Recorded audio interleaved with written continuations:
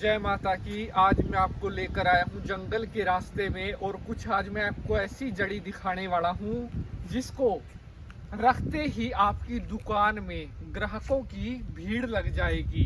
अगर आपकी दुकान पर ग्राहक नहीं आ रहे या आपकी दुकान का काम बिल्कुल कम हो गया है तो आपने घबराना नहीं है।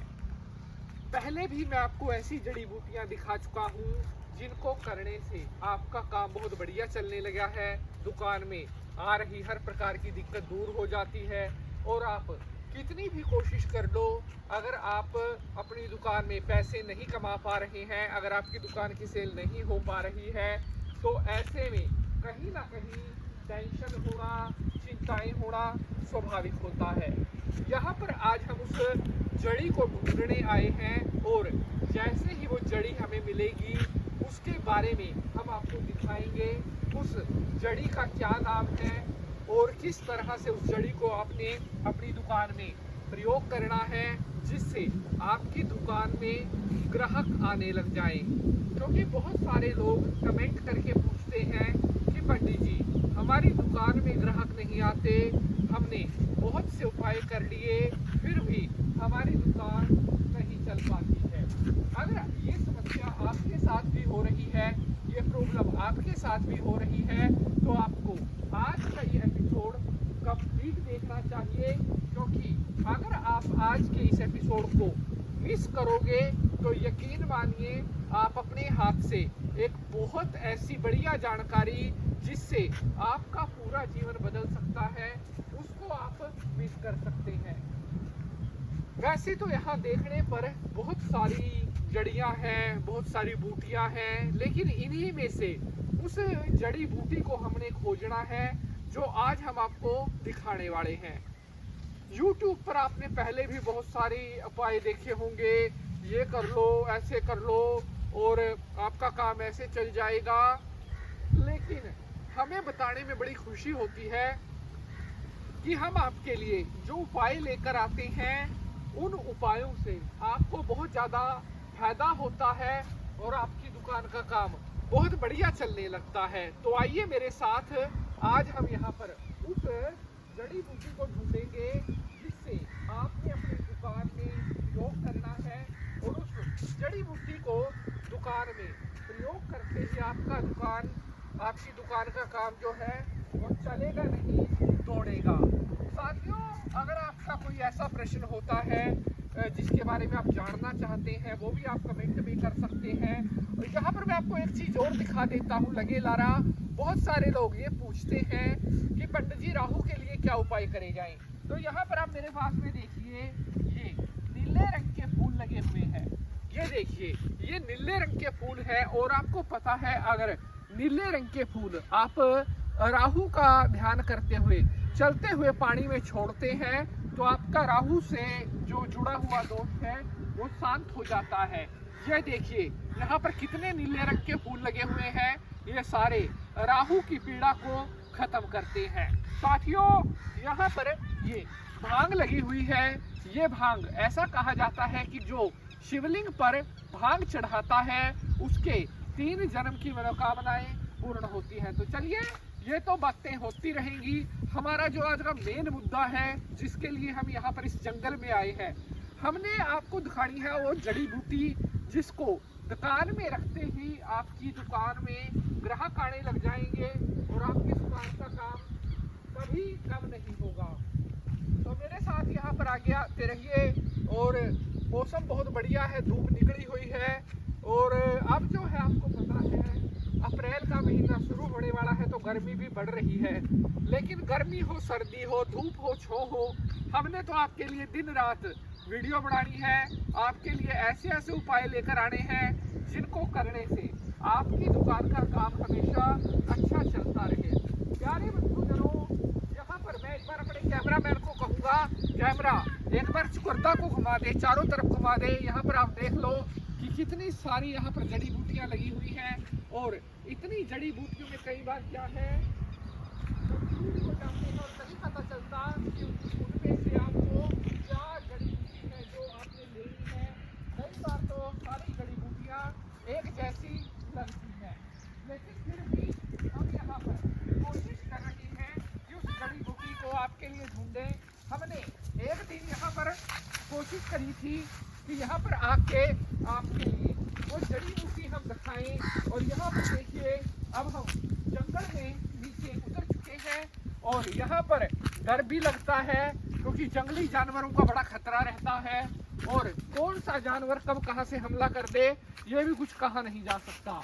लेकिन फिर भी हम आपके लिए वो जड़ी बूटी आज यहाँ पर ढूंढने आए हैं और वो जड़ी बूटी जैसे ही मिलेगी हम आपको उसको जरूर दिखाएंगे।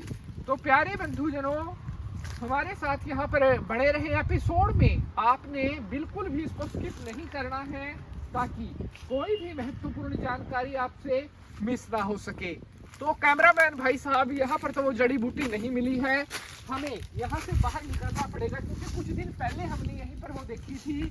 तो चलिए आगे को चलते हैं, शायद आगे हमें वो जड़ी बूटी जो है प्राप्त हो जाएगी। प्यारे बंधुजनों, अगर आपने अभी तक चैनल को सब्सक्राइब नहीं किया हुआ है तो इसे सब्सक्राइब ही कर लें। और एक तो आपकी जो सबसे बड़ी आप जो काम नहीं करते वो वीडियो को शेयर नहीं करते। अगर आप वीडियो को शेयर नहीं करोगे तो वो रीच नहीं पहुंचती, उसकी वो ज़्यादा लोगों तक नहीं पहुंचती और वो वीडियो कहीं ना कहीं ठंडे बस्ते में चली जाती है। तो इसलिए वीडियो को देखने के साथ साथ जितना ज़्यादा आप इसे शेयर करेंगे उतना ज़्यादा वीडियो लाखों में करोड़ों में लोगों तक पहुंचेगी और उतना ही फायदा उसका सभी को लगता है। तो आइए आगे, यहाँ पर हम बढ़ रहे हैं और यहाँ पर उस जड़ी बूटी को भी हम ढूंढेंगे। बारिश पड़ी हुई थी तो आपको पता है पतझड़ का मौसम है, ऐसे में क्या है सारी जड़ी बूटियाँ जो है वो फिर से एक बार नए रूप में आती है। तो हो सकता है इसलिए थोड़ा टाइम लग रहा है, वैसे यहाँ पर तो वो मिल ही जाएगी और जैसे ही मिलती है हम आपको उसके जड़ी बूटी के दर्शन जरूर करवाते हैं।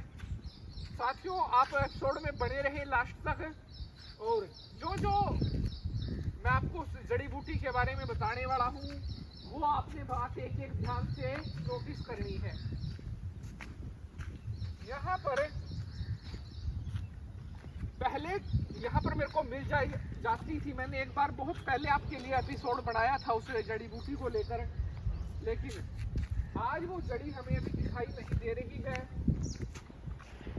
तो यहाँ पर हम ढूंढ रहे हैं, आप चिंता ना करें, कहीं ना कहीं से आपके लिए उस जड़ी बूटी को जरूर ढूंढ देंगे। कैमरामैन को कहूँगा थोड़ा मेरे साथ आप आगे आइए, उस जड़ी बूटी को ढूंढने में हम देखते हैं मिलेगी तो है, ऐसी बात नहीं है।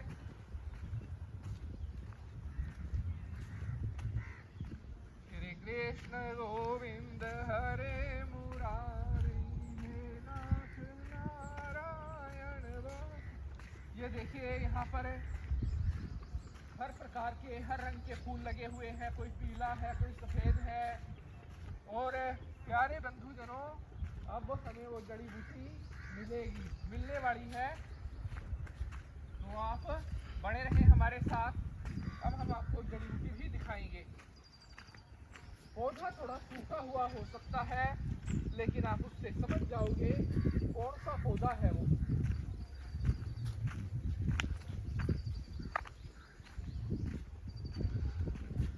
तो ये देखिए साथियों, ये हमें वो मिल गई है। जय हो। ये मैं अपने कैमरामैन को कहूँगा एक बार ये जड़ी दिखा दे। साथियों, ये वो जड़ी है, इसे बोलते हैं अपामार्ग। आम भाषा में इसे पुटकंडा भी बोलते हैं और कई जगह इसे चिड़चिटा भी बोलते हैं। यही वो चिड़चिटा है, अपामार्ग, पुटकंडा जिसको बोलते हैं। इसके ये जो होते हैं ना, ये जो कुत्ते से होते हैं, जब इनके पास जाओगे ये आपके कपड़ों को चिपक जाते हैं। ये इसकी पहचान है, कांटेदार होता है, थोड़ा थोड़ा आपको देखने में समझ आ जाएगा। इसी पौधे की जड़ को आपने लेना है और इसको अपनी दुकान में, ऐसे नहीं है कि पेड़ा पूरा उखाड़ा और दुकान में रख दिया, नहीं, उसको समझना पड़ेगा। इसको आपने जो है, अगर तो कोई बढ़िया नक्षत्र मिल रहा है, जैसे रवि पुख्य गुरु पुख्य नक्षत्र मिल रहा है, वो सबसे बढ़िया दिन होता है। या फिर आप एक काम करें, इस जड़ी को शुक्रवार के दिन आपने अपनी दुकान में रखना है। और रखना कैसे है वो आप ध्यान से सुनेंगे। वीरवार की शाम को यानी कि गुरुवार की शाम को आपने मान लो जैसे ये पेड्डा देख लिया, इसके पास आना है शाम को, थोड़ा सा इसकी जड़ में कच्ची लस्सी चढ़ानी है, इसको परंदा बांध देना है, थोड़ा यहाँ दूध धूप लगा देनी है, 11 रुपए का प्रसाद चढ़ा दें और हाथ जोड़ के प्रार्थना करनी है कि हे महाराज कल मैं आपको लेने आऊंगा सुबह 9 बजे, ठीक है, आपने मेरे साथ चलना है और मेरे कारोबार में बरकत देनी है।